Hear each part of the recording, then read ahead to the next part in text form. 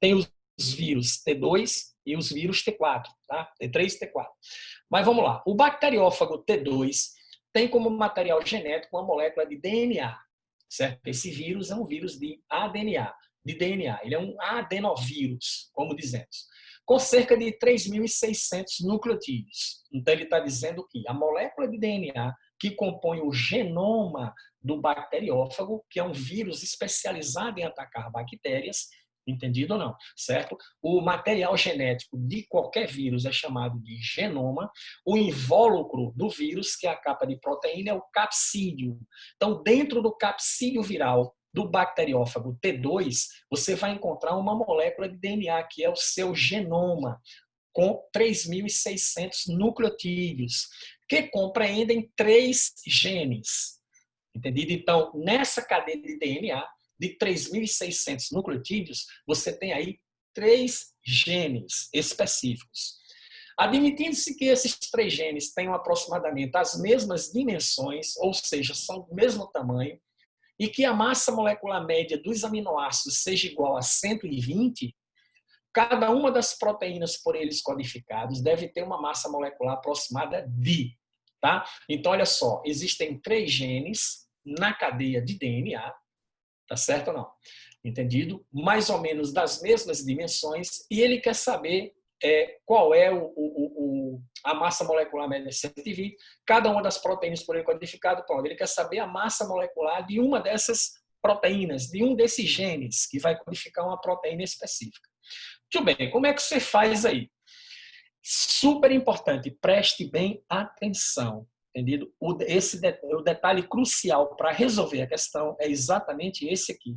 Ele disse que o bacteriófago T2 tem uma molécula de DNA de 3.600 nucleotídeos. Ele deu o número total. E você não deve esquecer nunca, jamais, em hipótese alguma, que o DNA é uma cadeia dupla de nucleotídeos, não é isso? Eu tenho um segmento de nucleotídeos que é complementar de outro segmento de nucleotídeos. Então, se eu tenho uma cadeia completa de DNA de 3.600 nucleotídeos, então, olha só, DNA 3.600 nucleotídeos, tá? DNA, eu tenho, na verdade, 1.800 pares de nucleotídeos. Eu vou ter uma cadeia de 1.800 nucleotídeos de um lado, que é complementar de uma outra cadeia de 1.800 nucleotídeos do outro. Ok? Muito bem. Dessas 2 cadeias aí que formam o meu DNA completo de 3.600 nucleotídeos, uma delas será utilizada para a síntese do RNA mensageiro transcrição, certinho ou não? Que será utilizado para a síntese da proteína no ribossomo tradução. Entendido? E nessa cadeia aí, eu tenho 3 genes, eu tenho 3 proteínas. Ele quer saber somente a massa molecular total de uma delas. Tá? E que os genes têm as mesmas dimensões. Muito bem. Então, eu tenho 1.800 pares de nucleotídeos aí na minha cadeia de DNA. Ora, 1.800 dividido por 3 me dá 600 nucleotídeos. Cada gene da fita ativa de DNA tem 600 nucleotídeos. Como ele disse que esses 600 nucleotídeos aqui correspondem a 3 genes, então se eu pegar os 600 e dividir por 3, eu chego ao número de 200 códons. Pô, voei agora. Como assim? Olha, 600 nucleotídeos é o tamanho do gene. Mas você sabe que cada aminoácido, entendido, numa cadeia de ácido nucleico, é codificado por 3 nucleotídeos. Tá aqui os 3 nucleotídeos. Então, se eu quiser saber, ora, um gene de 600 nucleotídeos corresponde a quantos aminoácidos? Corresponde a 200 aminoácidos.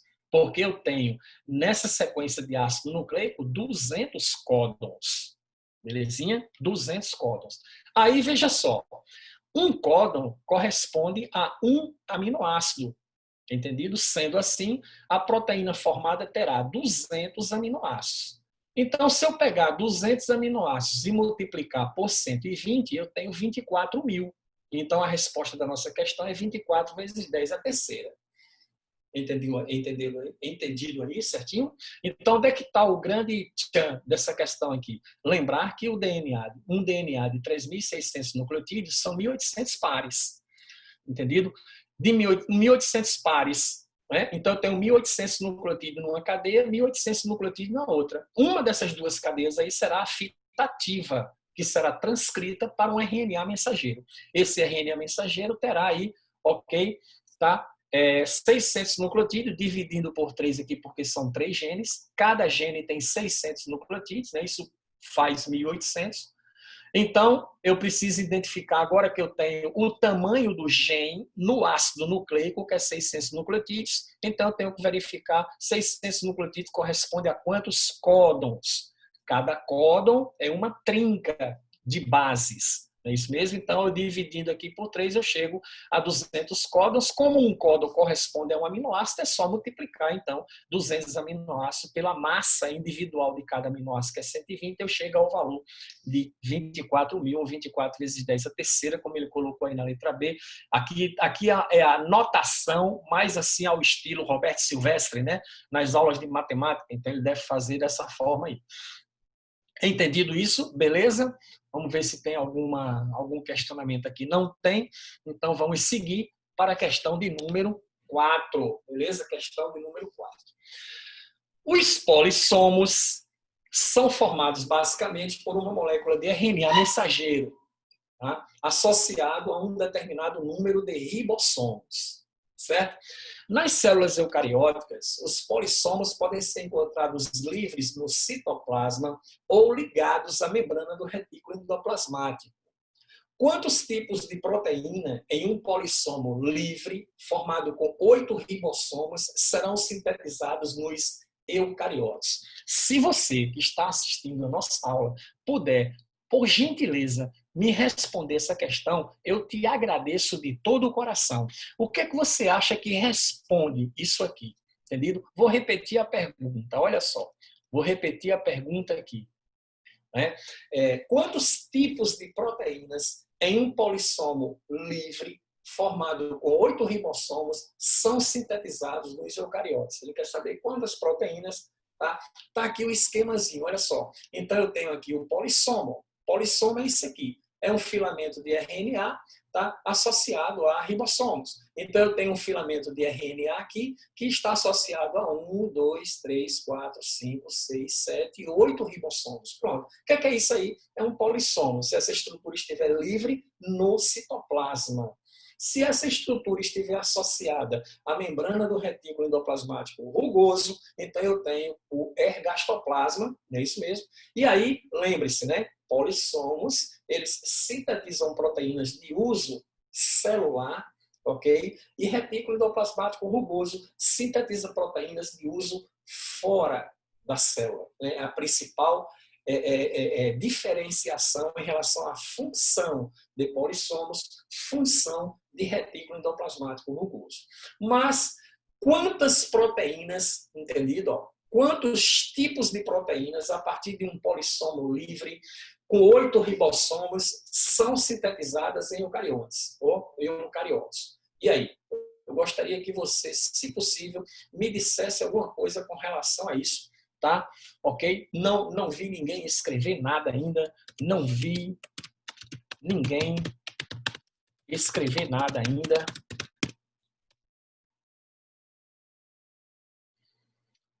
Ok? Diga aí para mim. Diga aí para mim. Deixa eu ver aqui todos da reunião. Todos. Isso. Não vi ninguém escrever nada ainda. Né? Por gentileza, me diga aí, me sugira. Eu estou com áudio? Estou com áudio. Vocês estão me ouvindo bem. E aí, quantas proteínas vão ser produzidas aí a partir desse polissomos? Tá? Vocês estão preocupados em dar resposta? Eu não sei por quê, hein? Entendido? Olha só.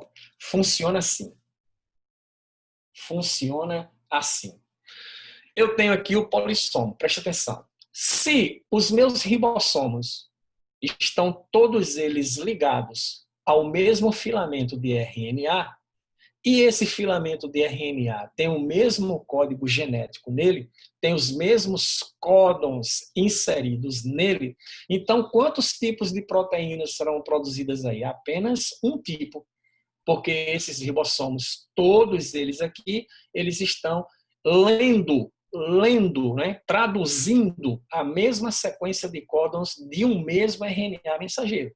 Então, eu vou produzir apenas um único tipo de proteína nessa síntese aí. Vamos para a questão 5. Questão 5, legal também. No esquema abaixo, os fenômenos de transcrição e tradução estão representados, respectivamente, pelos números 1 e 2.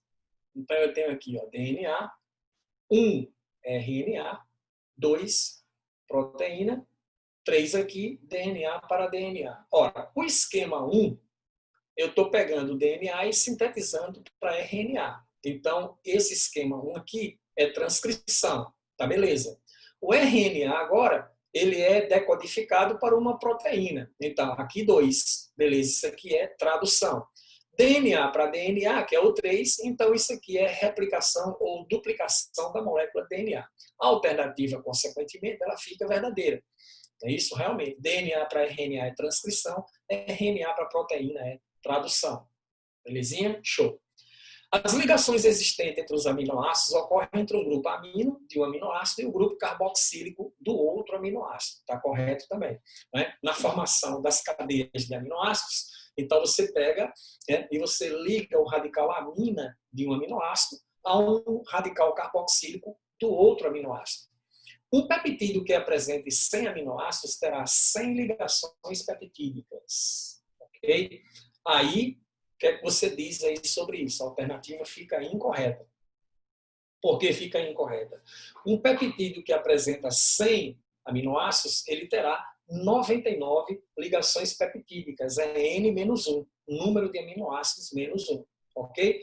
Se dois aminoácidos ligados um ao outro têm uma ligação peptídica, 3 aminoácidos ligados um ao outro têm 2 ligações peptídicas. Então, 4 aminoácidos ligados um ao outro têm 3 ligações peptídicas. Percebeu que é sempre o número de aminoácidos menos 1? Então, a alternativa fica incorreta. Tá? Um peptídeo que apresente 100 aminoácidos terá 99 ligações peptídicas e não 100. Considerando uma proteína formada por 150 aminoácidos, o RNA mensageiro envolvido na sua síntese deverá conter pelo menos 300 nucleotídeos. Tá? Ó, uma proteína de 150 aminoácidos. Então, cada aminoácido ele é codificado por um códon. Cada códon é uma sequência de 3 nucleotídeos, é uma sequência de 3 bases nitrogenadas. Então, se eu multiplicar 150 por 3, aí eu vou ter um número de códons aí, total, que não será 300, aliás, serão 150 códons, 150 aminoácidos são 150 códons, é isso? Só que cada códon é uma sequência de 3 nucleotídeos. Então, se eu multiplicar isso vezes 3, eu não vou chegar a 300 nucleotídeos, eu vou chegar a 450. Então, a alternativa fica incorreta. Certinho? A ocitocina é um polipeptídeo constituído por 8 aminoácidos dispostos na sequência abaixo. Então, ele dá a sequência dos aminoácidos que formam a ocitocina. Tá? A ocitocina é um hormônio da neurohipófise, responsável pelas contrações uterinas no momento do parto, não é isso mesmo? Certo? E também é responsável por produzir a contração das glândulas mamárias para a ejeção do leite. Então, é isso que faz a ocitocina. Pressupõe-se que os RNAs transportadores que atuam na síntese desse hormônio têm a seguinte codificação, tá? Então, ele dá aqui ó, a sequência de aminoácidos que formam a ocitocina, entendido? E aqui ele dá ó, tirosina, UAC, ácido glutâmico, GAG, cisteína, UGC. Só que você deve lembrar o seguinte, que essa sequência que ele está dando aqui, olha lá para cima para o texto, pressupõe-se que os RNAs transportadores que atuam na síntese desse hormônio têm a seguinte codificação. Ele está dando para você aqui as sequências de bases, entendido, contidas no RNA transportador. Certinho? Beleza? Dizendo que o DNA responsável pela síntese da ocitocina deve apresentar a seguinte sequência de triplex. Aí ele dá uma sequência aqui, TAC, CCT, Pronto. Eu vou pegar essa parte do texto aqui e vamos partir para uma outra tela. Pronto, está aqui a outra tela. Né? Copiamos, então, aquela parte do texto lá de cima para essa tela aí. Entendido? E aí? Olha só, ele dá aqui o anticódon e o aminoácido. O anticódon e o aminoácido. O anticódon e o aminoácido. Beleza? Porque ele disse que isso aí se refere a RNA transportador. Belezinha? RNA transportador. Ok? Deixa eu ver aqui, deixa eu ver aqui. Deixa eu ver aqui. Aí ela disse, então o polissomo só faz uma proteína de cada vez? Sim, sim, sim, sim. Ok? Um polissomo, ele vai fazer uma proteína específica que está naquele RNA que os ribossomos estão lendo. Beleza ou não? Então, ele considerou na questão aí um único polissomo contendo 8 ribossomos. Então, o que é que vai acontecer? Esse polissomo aí vai produzir um tipo de proteína só. Um tipo de proteína só. Ele pode transcrever aí 1000 proteínas. Entendido? São 1000 proteínas em termos de quantidade, mas todas elas são a mesma proteína, elas são o quê? Iguais. É isso aí o que se quer dizer lá na alternativa. Beleza? Voltando para cá, de nada, de nada, de nada, qualquer coisa pode ir mandando, de vez em quando eu vou no chat olhar, certo? Beleza? Então tá aqui. Ó. Então ele dá a sequência de códons do RNA transportador com os respectivos aminoácidos e diz que o DNA, tá, que codificou isso aí é esse DNA aqui. Beleza? É esse DNA aí. Só que tem um detalhe importante, tá? Como é que funciona o processo de tradução proteica? Eu pego o DNA, transcrevo a sequência do DNA para o RNA mensageiro, entendido ou não? O RNA mensageiro, então, ele será traduzido no ribossomo, e o que é que o ribossomo faz nessa tradução? Pega esses RNAs transportadores aqui, contendo os anticódons, que são complementares do códon de RNA mensageiro, e associa esses anticódons ao códon do RNA mensageiro que está sendo traduzido para a formação da proteína. Então, para eu chegar e verificar se realmente essa sequência aqui é a sequência de DNA, entendido? O que leva à síntese dessa sequência de aminoácidos, eu tenho que fazer o quê, então? Eu tenho que pegar a minha sequência de RNA transportador dada na questão, que corresponde aos meus anticódons. Quem são os anticódons? Ó, o AC, está aqui o AC, GAG, está aqui GAG, o GC, está aqui o GC, e assim sucessivamente. Ora, eu sei que os complementares do RNA mensageiro. Então, qual é a sequência no RNA mensageiro? Está aqui, ó, no RNA mensageiro, a sequência é essa aqui, ó, AUG, CUC, ACG, GGA, CUA, AU, CCA, UAC, e assim sucessivamente. Beleza? Então, é só pegar essa sequência aqui e traduzir para o DNA. Então, eu vou ter TAC, ó, mas é GAG, a sequência não é CCT. TGC, ó, GAG, então a sequência não está batendo aqui com a sequência dada. Então, no nosso caso aí, a alternativa ela não é verdadeira, ela tá falsa, então aí, por causa desse detalhezinho, beleza? Muito bem. Resultado. Questão 6. Pronto. Questão 6 é interdisciplinar. Interdisciplinar por quê? Porque é uma questão que envolve genética também, percebeu ou não? A síntese de receptor LTL depende de um par de genes, de forma que o indivíduo S-cisão produz um número normal de receptores. Indivíduos S-cisão, S-zinho produzem a metade dos receptores. E S-zinho, S-zinho não produzem receptores. Entendido? Ora, para que o LDL seja captado pelas células, tá? Incorporado a essas células para que elas possam utilizar para a constituição de suas membranas celulares, entendido? Para que isso aconteça, existem receptores nas células que identificam essas lipoproteínas, beleza? Para que façam, então, a sua incorporação. Só que indivíduos que sejam homozigotos dominantes, S-cisão, produzem um número normal de receptores. Os indivíduos S-zão e S-zinho produzem a metade, os heterozigotos produzem a metade dos receptores. E os S-zinho e S-zinhos terão células nos seus tecidos sem os receptores de LDL. Esse indivíduo terá problemas, entendido, na absorção por endocitose dos colesteróis LDL para a síntese de membranas celulares. Será um problema que esse indivíduo vai ter. Esses caras aqui, o S e eles estão muito propensos a problemas cardiovasculares precoces, porque eles tendem a acumular uma quantidade muito grande de colesterol na corrente sanguínea acima dos níveis normais. Antes dos 20 anos de idade, o problema.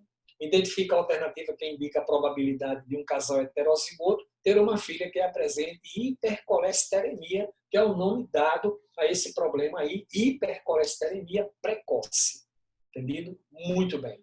Como é que eu represento um casal heterozigoto para qualquer coisa? É um casal S-zinho cruzando com outro indivíduo S-zinho. Entendido? Então, o casal, ele é um casal relativamente normal, entendido? Mas que são portadores do gene, eles são portadores do gene, todos eles, para o problema chamado de hipercolesteремia. Entendido? Então, olha só.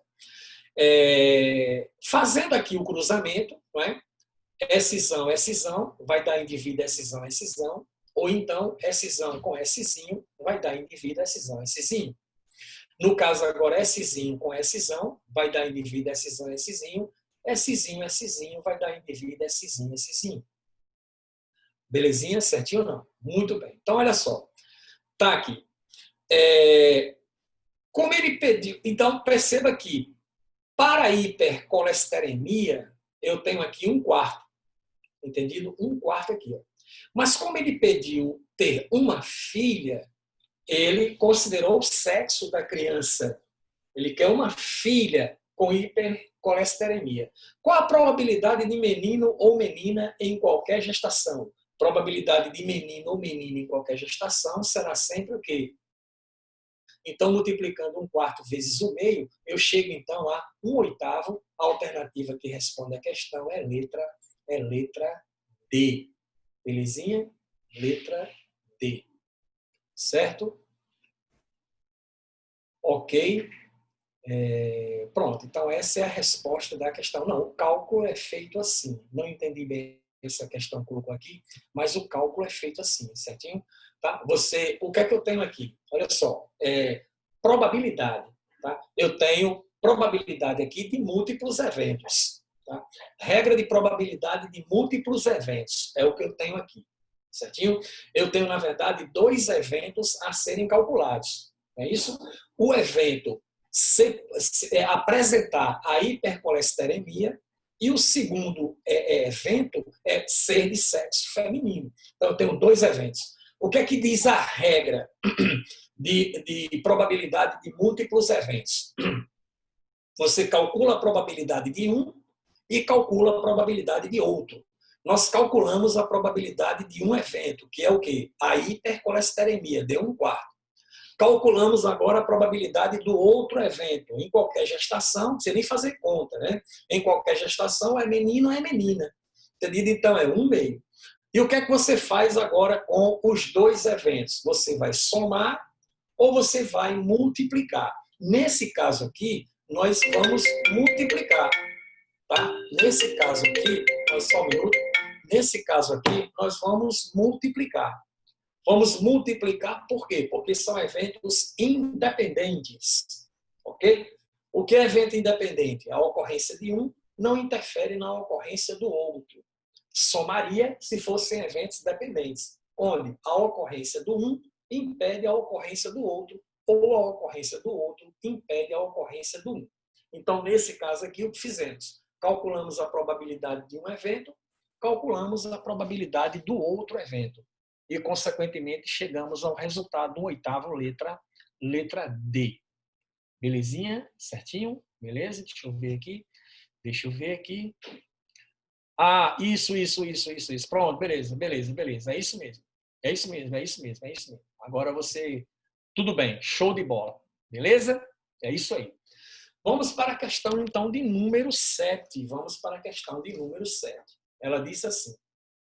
Tem uma questão para numerar a coluna 2, coluna 1, parará, parará, parará. Então, vamos pegar aqui logo para a coluna 2. Entendido? Ele dá aí algumas organelas e ele quer saber algumas especificidades sobre essas organelas. Primeira coisa, estrutura em que grandes moléculas são hidrolisadas em monômeros utilizáveis. Entendido? Ora, qual é a organela desse citoplasma celular que possui enzimas hidrolíticas, que possui enzimas que fazem reações de hidrólise? Tá? Qual é a organela que faz isso aí? Que tem enzimas hidrolíticas? É exatamente quem? O nosso amigo lisossomos. Não é isso? O conteúdo lisossômico são enzimas ácidas, enzimas especializadas em realizar hidrólise, tá? E o lisossomo ele participa do processo de digestão intracelular. Não é isso? Próximo item. Local em que há conversão de energia química, potencial de moléculas energéticas, em um nucleosídeo contendo uma adenina trifosfatada, que serve como estoque de energia livre para a célula. Ora, quem é a organela dentro do citoplasma celular, nós não chegamos a detalhar e falar sobre ela ainda, mas teremos na próxima semana aula sobre mitocôndria e cloroplasto, depois metabolismo energético, mas sempre falando de mitocôndria, tá? Aí ele está se referindo à adenina trifosfato, que é uma base adenina ligada a 3 grupos fosfato. Estrutura em que a energia da luz é convertida em energia química de ligação entre átomos. Onde acontece isso aí? Ora, qual é a organela que utiliza energia luminosa, converte essa energia luminosa em energia química, entendido? Né? Isso aí está relacionado com o nosso amigo cloroplasto, reação de fotossíntese. Organela que recebe e realiza modificações químicas de proteínas, armazenando-as antes de serem enviadas a outros destinos celulares ou extracelulares, além de sintetizar polissacarídeos da parede celular vegetal. Então, estamos falando aqui de sistema golgiense, não é isso? Ele recebe, ok? Recepção, modificação e endereçamento. Lembra-se quando a gente fez a aula de sistema golgiense, a gente falou exatamente sobre isso, que o sistema golgiense está relacionado com recepção, processamento e endereçamento, ok? Das coisas que ele empacota para destinos celulares específicos. Então, ficamos aqui com a letra B, 3, 4, 1, 2, é a sequência correta da nossa questão. Belezinha? Antes de ir para a próxima, deixa eu ver como é que está aqui. Tudo ok? Muito bem. A doença de Tay-Sachs é uma doença que está associada a uma disfunção de qual organela celular? Ora, qual é a organela celular que está relacionada com a doença de Tay-Sachs? Entendido? Então, isso aí tem relação direta com o lisossomo. É a deficiência, tá? No lisossomo da enzima hexosaminidase A. É isso mesmo? É a enzimazinha lisossômica, entendido? Que impede, né, as células do sistema nervoso central de destruírem certos gangliosídeos, que são certos lipídios típicos do sistema nervoso central, e o acúmulo desses lipídios lá provocam disfunções graves a nível do sistema nervoso, levando a doença de Tay-Sachs, que é uma herança recessiva, ok? Tá certo? É uma herança genética e está relacionada com o nosso amigo lisossomo. Né? Lembra das doenças de lisossomos? A outra doença clássica de lisossomos que a gente falou foi a silicose e a outra foi a asbestose, que são as doenças degenerativas do parênquima pulmonar, que converte o tecido alveolar do pulmão em tecido fibroso. Né? E o tecido fibroso, ele não respira. O tecido fibroso não faz hematose, não faz trocas gasosas. Certinho? Então, o Tay-Sachs também está relacionado com o nosso amigo lisossomo. As organelas são estruturas presentes no interior de células que possuem funções muito específicas, então ele dá aí, de novo, outras organelas, tá? Questão simples para a gente relaxar, essa daí, hidrólise de macromoléculas. Aí nós temos lisossomos, síntese de polissacarídeos.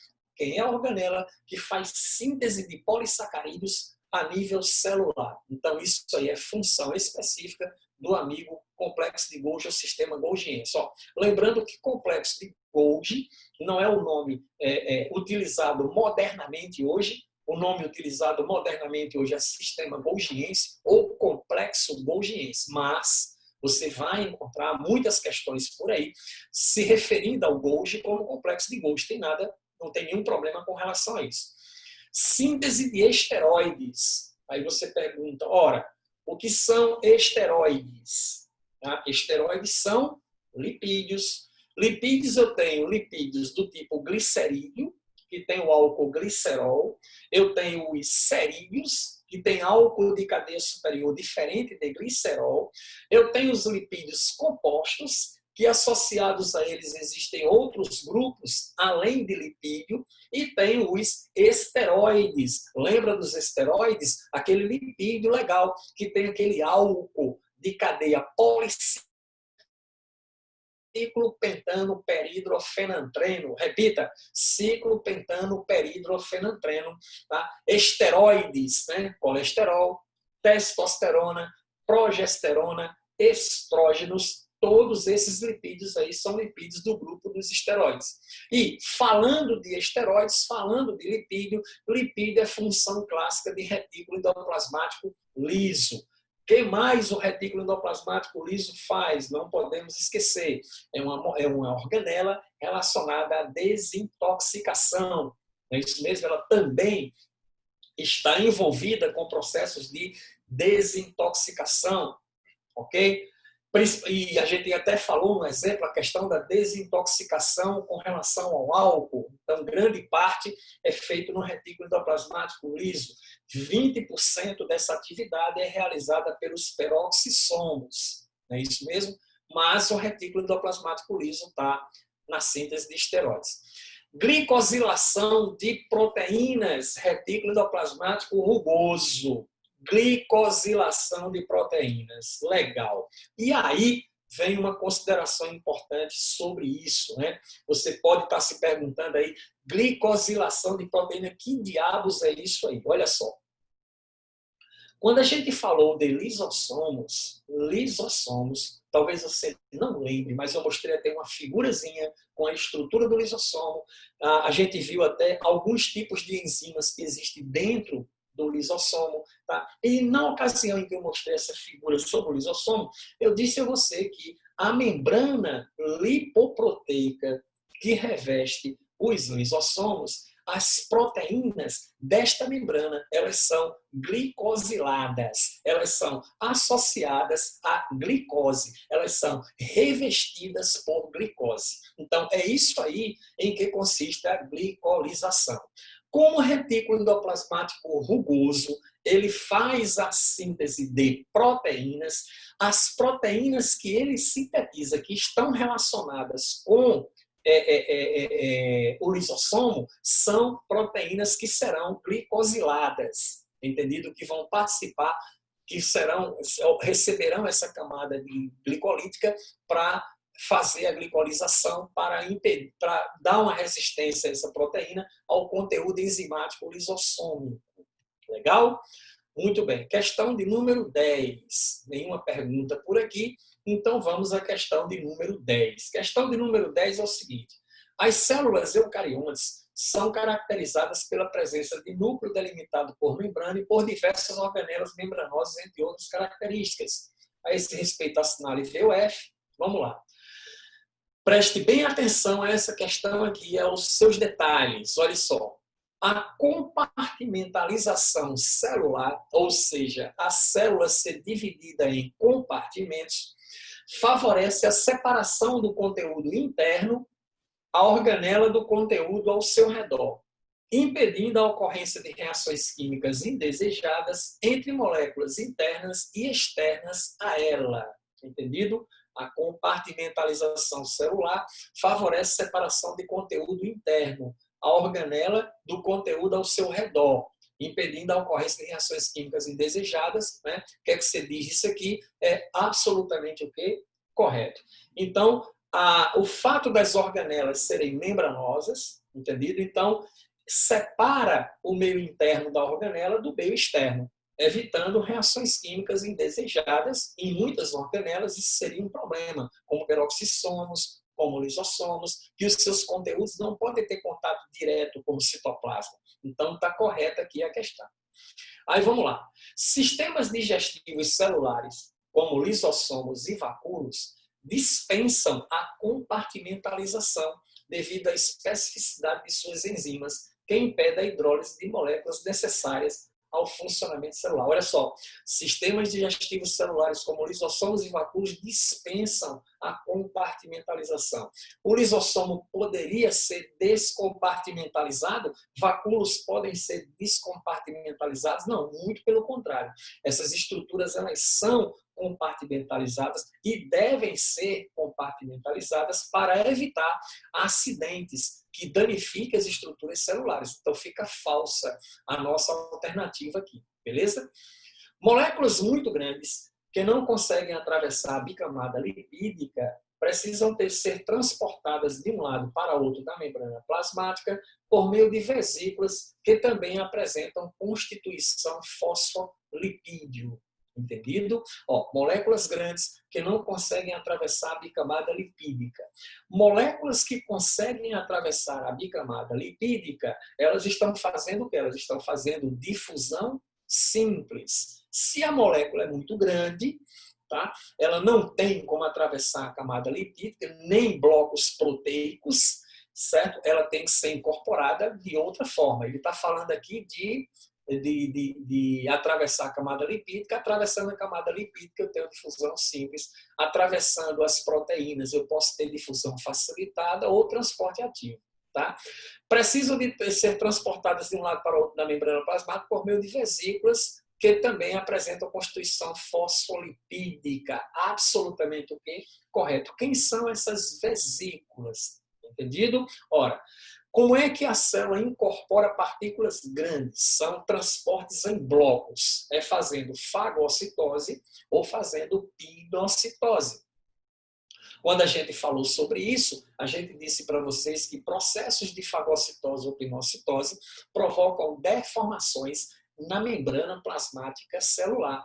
Entendido? Então, na verdade, pedaços da membrana plasmática celular são desconectados da membrana, formando, então, essa vesícula inicial aí, que pode ser o fagossomo ou que pode ser um pinossomo. O que vai diferenciar fagossomo se foi resultado da fagocitose, que é o englobamento de partícula sólida, pinossomo se foi resultado de uma pinocitose, que é o englobamento de partículas que estão dissolvidas em líquido.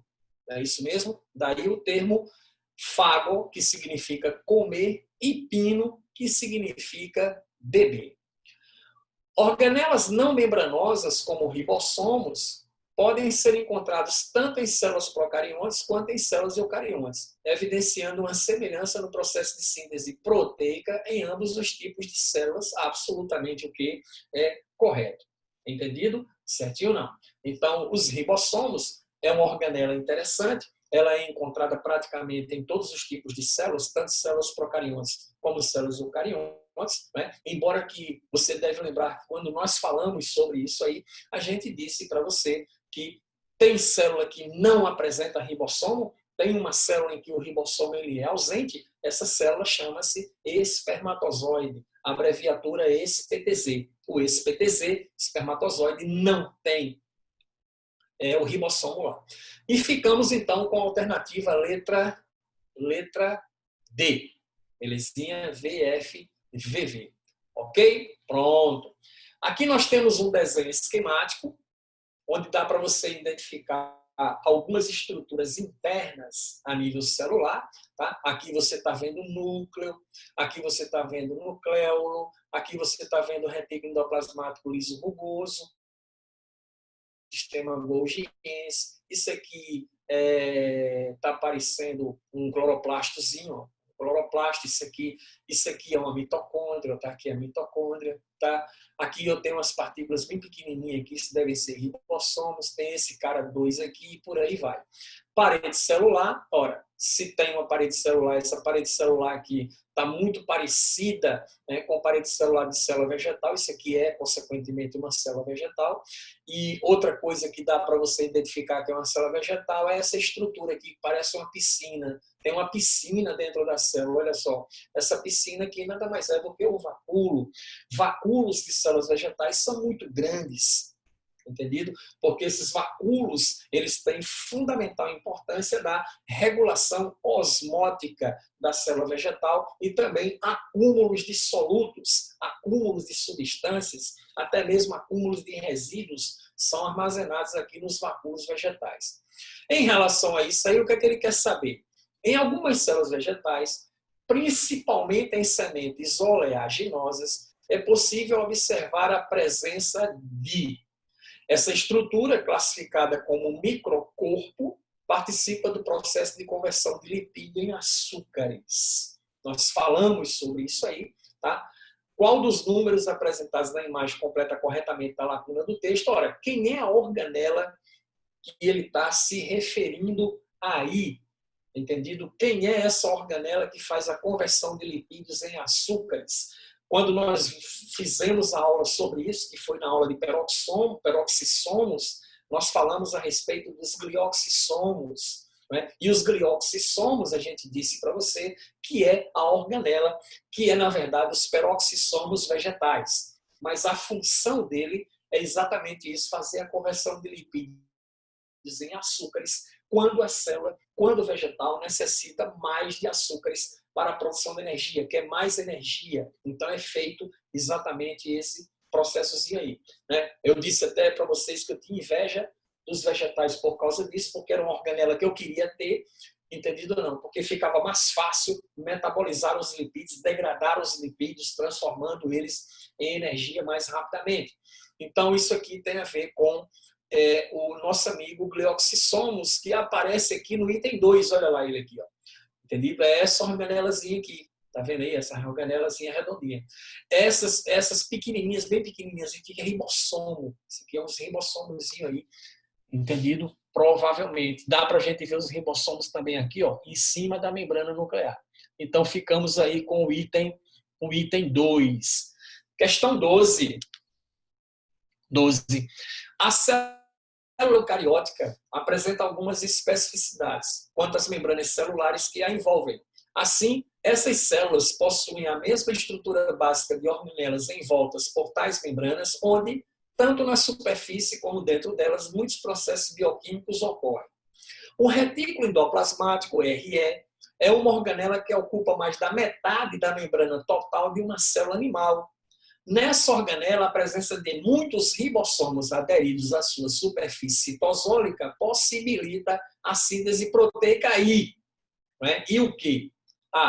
Sua secreção ao exterior da célula e translocação para todas as organelas à medida que são sintetizadas pelo próprio retículo endoplasmático rugoso. Entendido? Certo ou não? Olha só. Sua secreção ao exterior da célula. Retículo endoplasmático rugoso, ele não tem a capacidade de fazer secreção de qualquer coisa para o meio exterior da célula. Entendido? Ele sintetiza proteínas que serão liberadas, serão secretadas para o meio externo celular, mas quem vai fazer a secreção diretamente é o sistema Golgiense e não o retículo endoplasmático rugoso.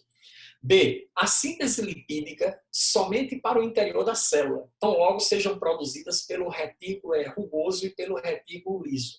O retículo liso, ele participa da síntese de lipídio. Está correto isso aqui. Retículo endoplasmático rugoso, ele não tem participação de síntese de lipídio. Ele é síntese proteica. E aí, ó, somente para o interior da célula. Não.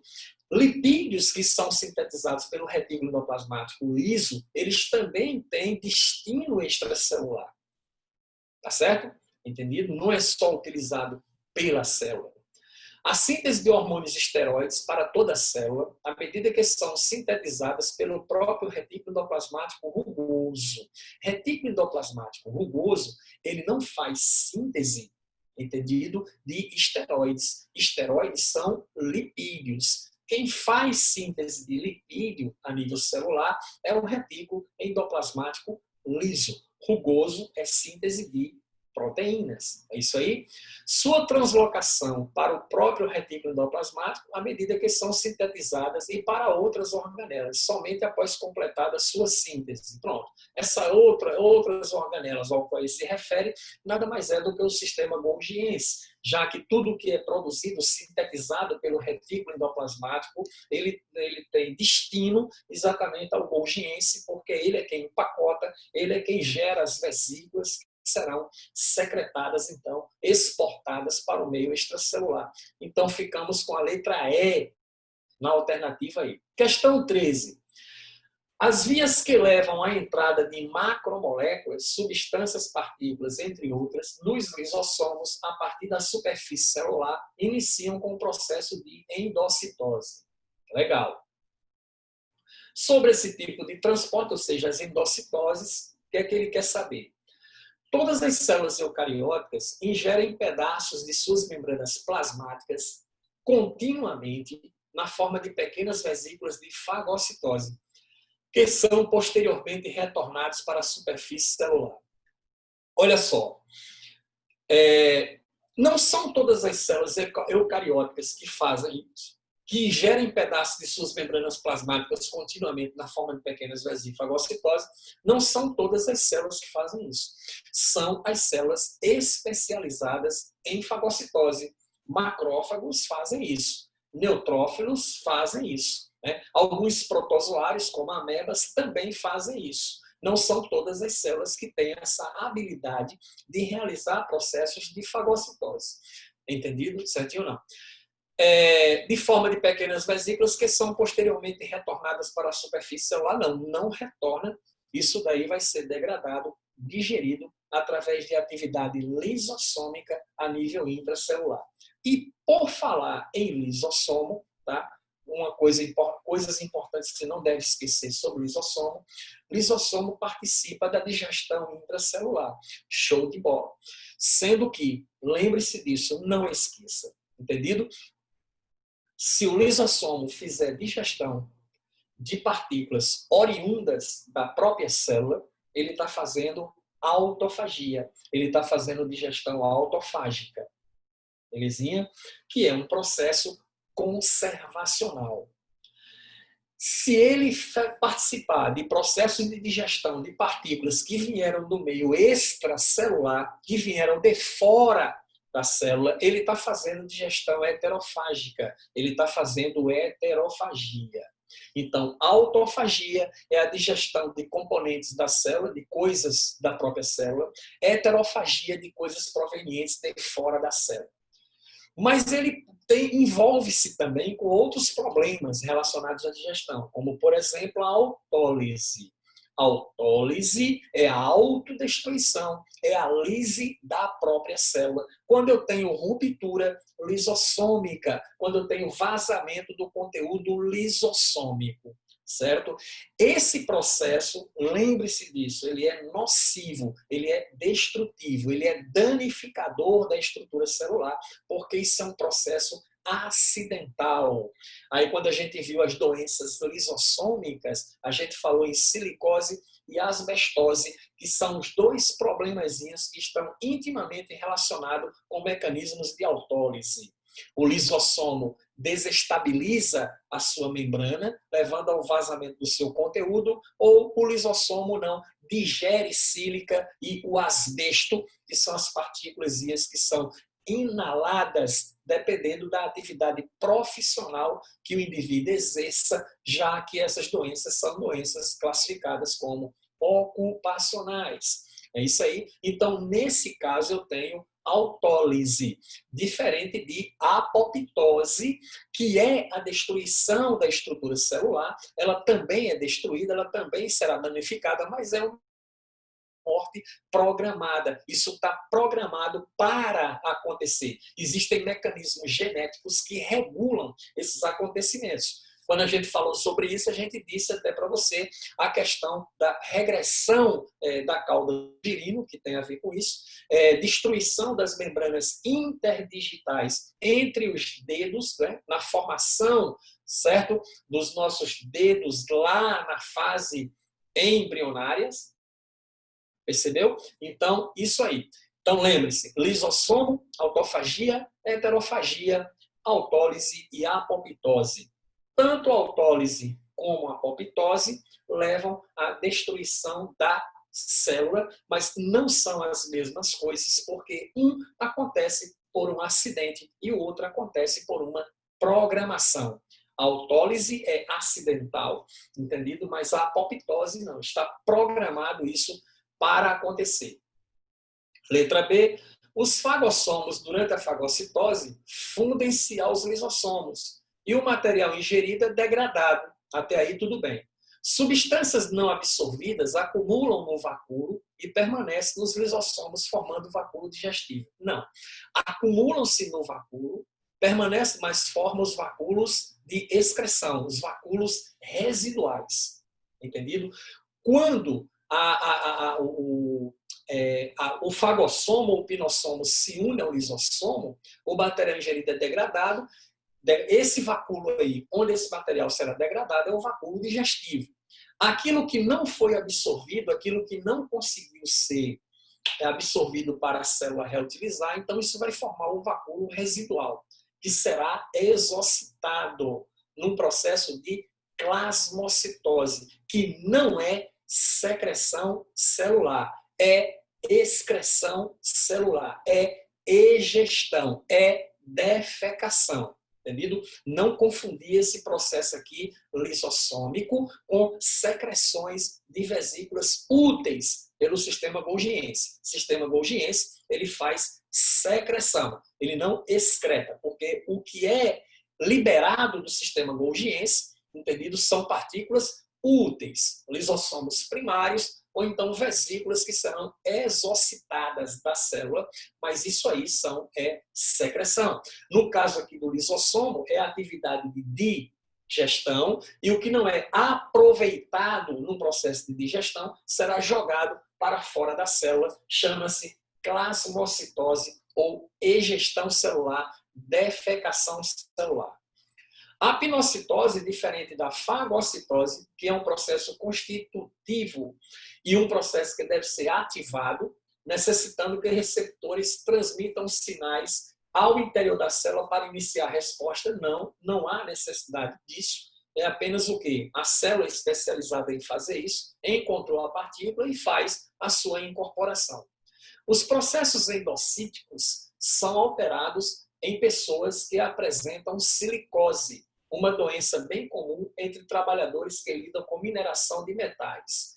Isso acontece porque, devido à incapacidade de digestão da sílica pelos lisossomos, ocorre o acúmulo dessas partículas e a perfuração desta organela, levando à alteração do funcionamento das células pulmonares. Pronto, chegamos aí à resposta da nossa alternativa, belezinha, que é a letra D, na questão 13.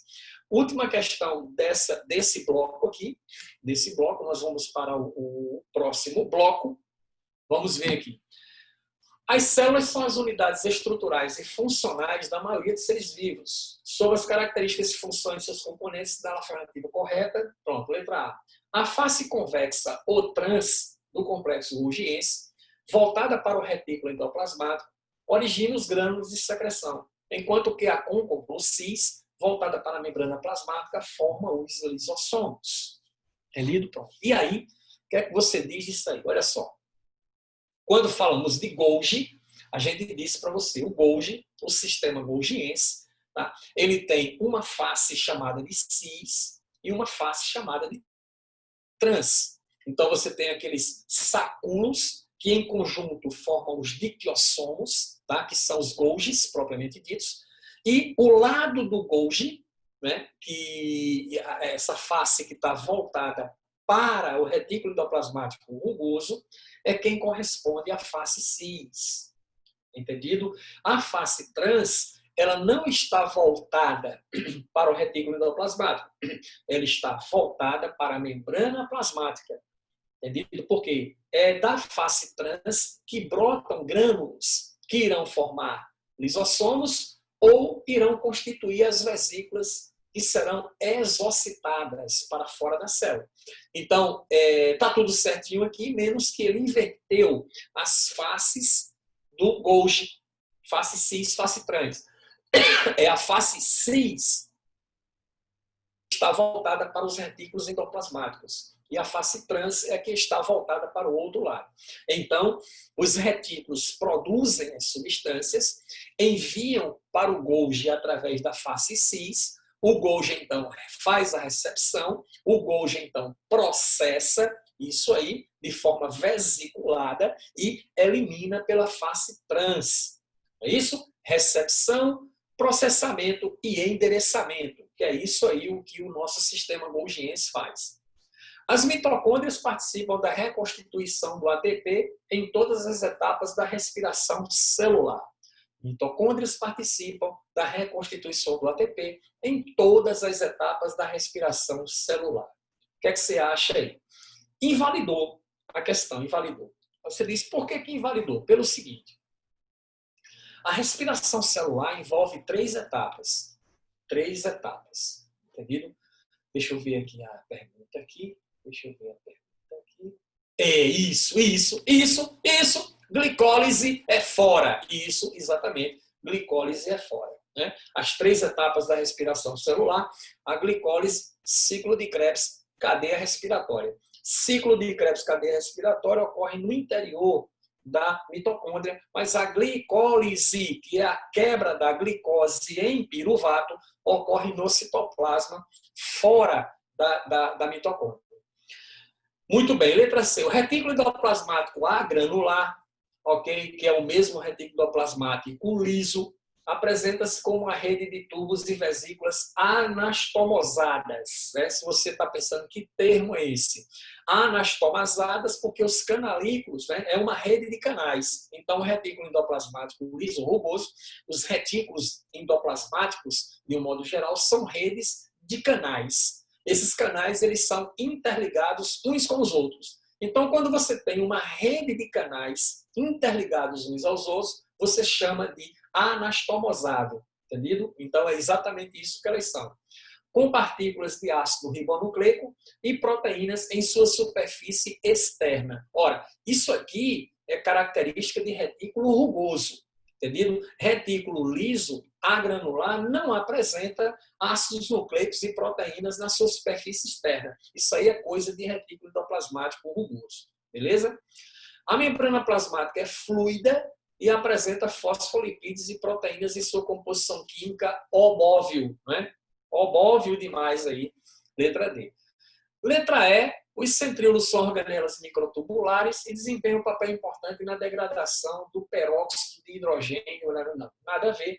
Tá? Centríolos têm relação com cílios e flagelos. É isso que esse cara faz. A função clássica dele está relacionada especificamente com isso. Originar cílios e flagelos e participar da formação do fuso acromático na divisão celular. Entendido? Esse negócio aqui de peróxido de hidrogênio e tal, isso está relacionado com peroxissomos. Não é isso mesmo? A atividade dos peroxissomos, tá, leva à formação de H2O2, peróxido de hidrogênio, que é altamente tóxico para as estruturas celulares. O que é que acontece então? Ora, eu preciso degradar isso aí em compostos atóxicos. Né? Eu preciso biorremediar. Chama-se biorremediação. É você pegar um composto tóxico e quebrar em compostos menos tóxicos ou atóxicos. Então, é exatamente isso aí o que os peroxissomos estão envolvidos. Certinho, galera? Pronto, então a gente terminou aí o nosso primeiro bloco. Deixa somente eu interromper o compartilhamento dessa tela aqui e fazer o compartilhamento da outra tela, né? Deixa eu ver aqui. Só um minuto. Ó, Fechei aqui, deixa eu ver onde é que Olá, está. pessoal. Muito boa noite a todos.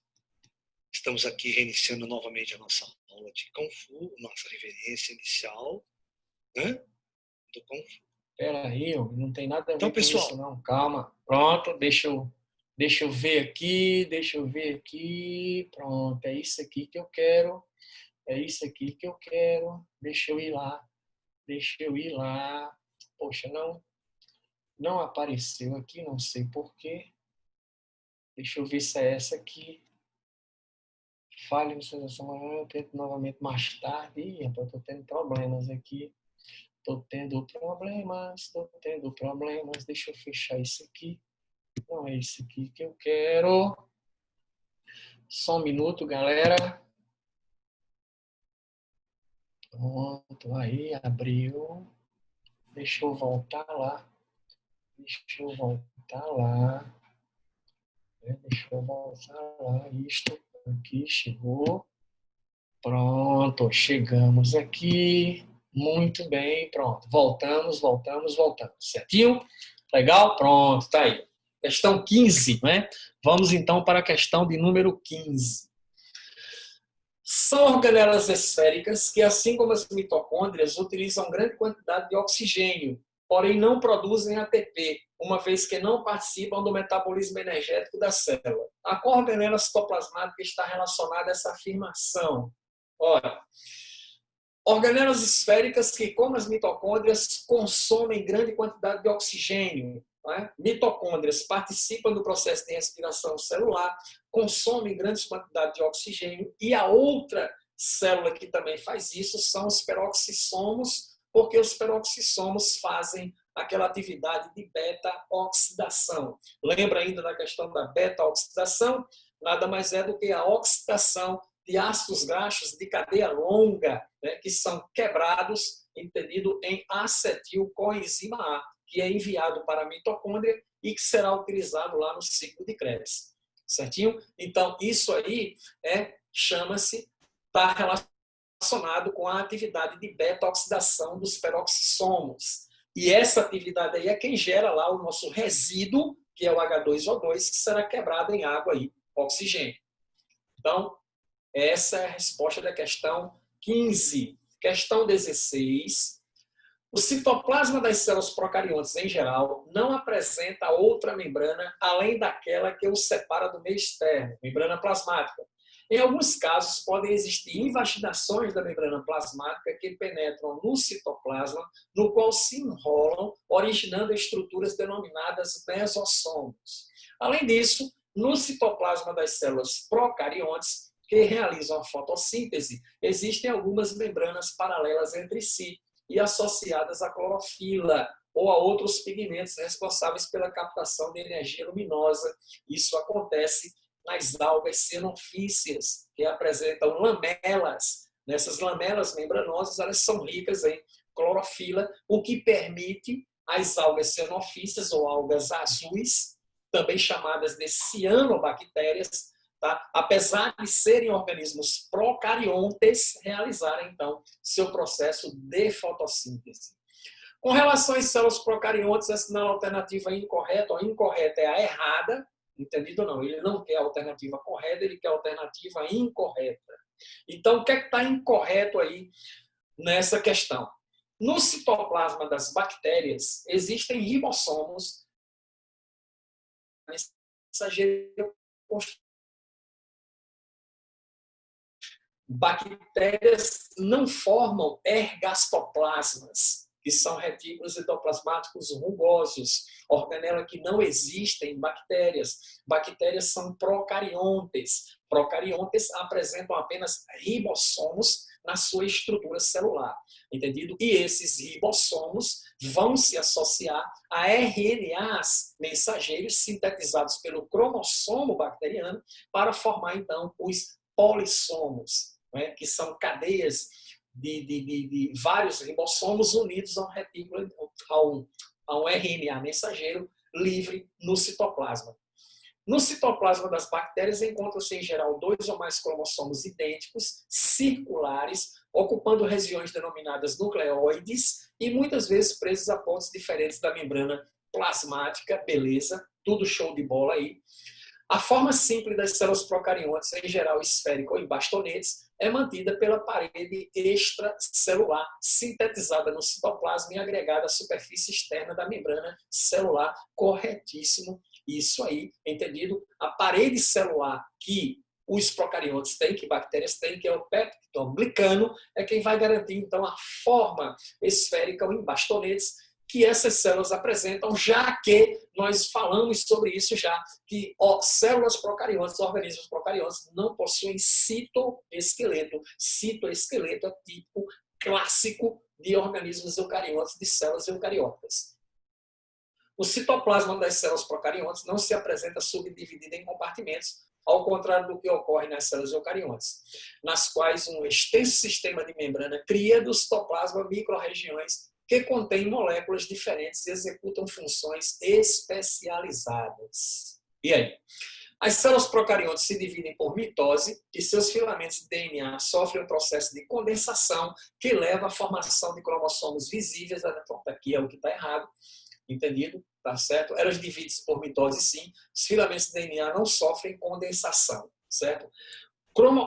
Material genético, ele condensa em eucariontes.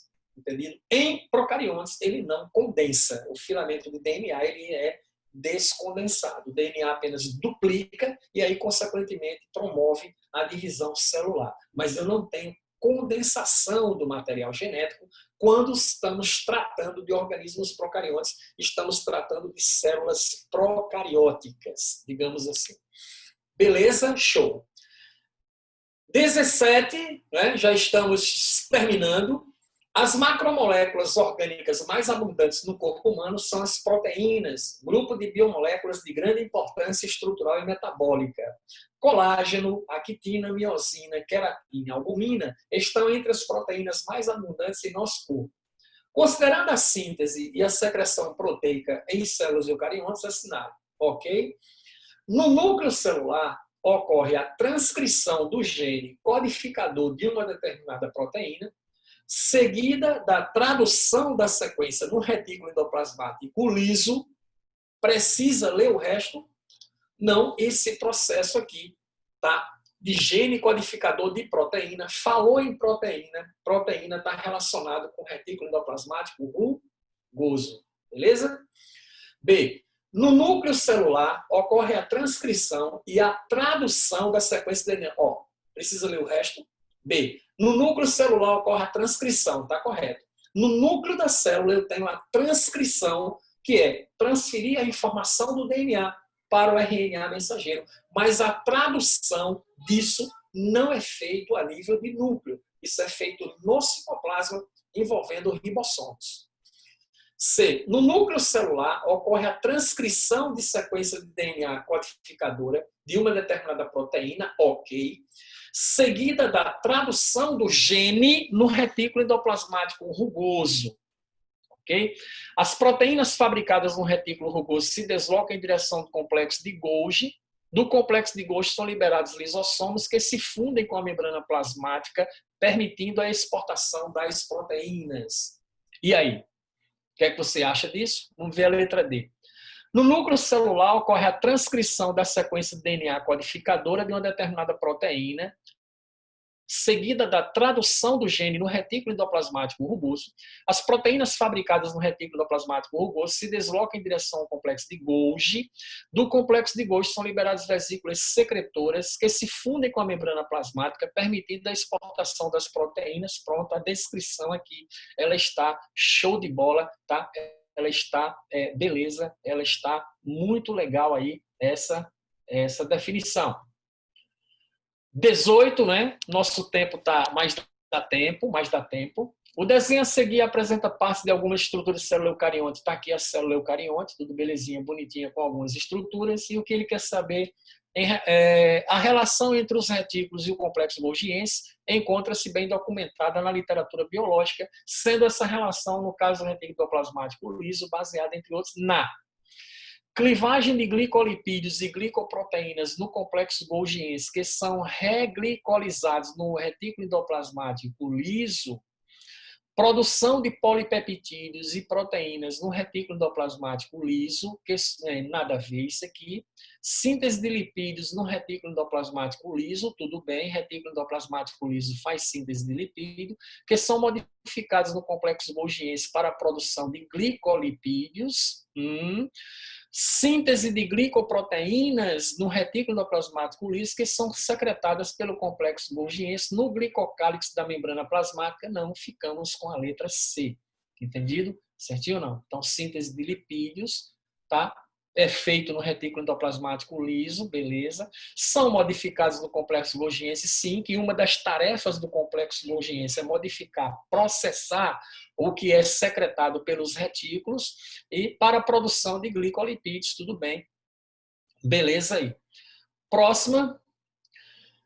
Biologia é amplamente definida como o estudo da vida, mas pesquisadores defendem que o ensino de biologia deve ter espaço para a morte, já que a morte é uma das etapas do ciclo de vida, correto, né? Viver nada mais é do que um caminhar constante ao encontro da morte.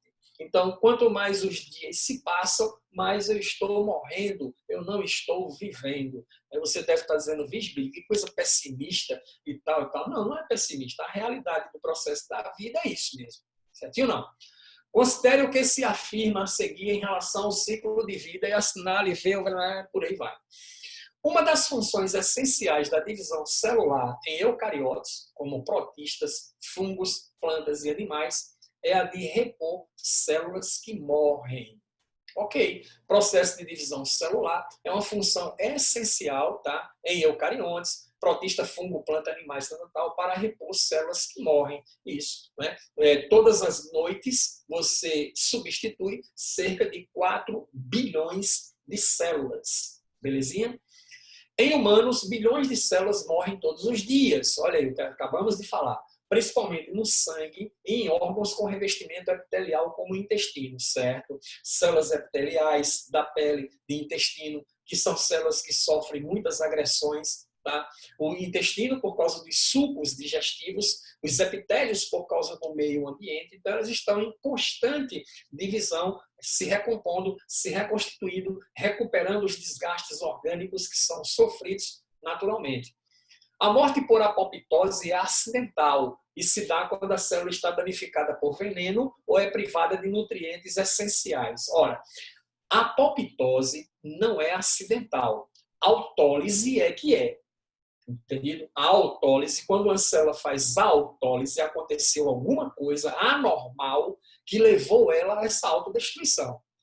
Entendido? Mas a apoptose não. A apoptose está programado para isso. Tá certo?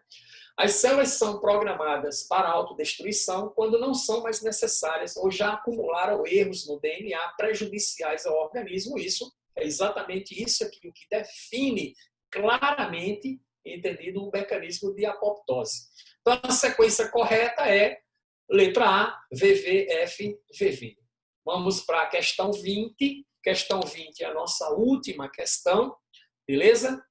A célula eucariótica possui membranas internas arranjadas de forma elaborada que dividem a célula em compartimentos. As organelas, os compartimentos celulares, fornecem meios diferentes que facilitam as funções metabólicas específicas, de modo que processos incompatíveis possam ocorrer simultaneamente dentro de uma única célula. Relaciona as funções a seguir com as organelas abaixo.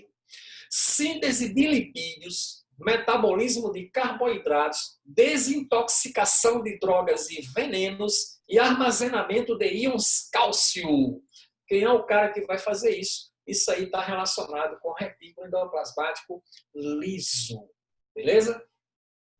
Produtos como as proteínas são modificadas, armazenadas e enviadas em outros destinos através de vesículas. Remove alguns monômeros de açúcar e substitui outros, produzindo uma ampla variedade de carboidratos. Quem é a organela que vai executar essa função? Sistema Golgiense. Auxiliar na produção de proteínas secretórias, que são liberadas a partir de vesículas de transporte, adiciona carboidratos e glicoproteínas, fabrica membranas para a célula. Ora, então quem vai fazer isso aí está relacionado com o retículo endoplasmático rugoso. 4. Apresenta enzimas hidrolíticas que têm a função de digerir e hidrolisar macromoléculas e reciclar o próprio material orgânico da célula. Autofagia. Ora, isso aí tá? Tem a ver com lisossomo e realiza o processo metabólico que utiliza oxigênio para dirigir a geração de ATP para extração de energia a partir de açúcares, gordura e outros combustíveis. Aí você tem as mitocôndrias, ficamos com a letra A. Beleza? Então, com isso, a gente conclui, tá? A gente conclui a nossa aulazinha aí com essas 20 questões que ficaram, beleza? Bem, galera, foi bom estar com vocês, foi um prazer imenso estar com vocês. Voltamos, próxima semana teremos aula de novo. Deixa eu interromper aqui, ok? E deixa eu ligar aqui. Certo, galera? Se você tem aí alguma pergunta a fazer, eu estou aqui. Você pode perguntar e eu posso responder para você. Entendido? Certo? Ok? Beleza? Peraí, deixa eu tirar daqui para todos. Para todos. Ok? Beleza? Tchau.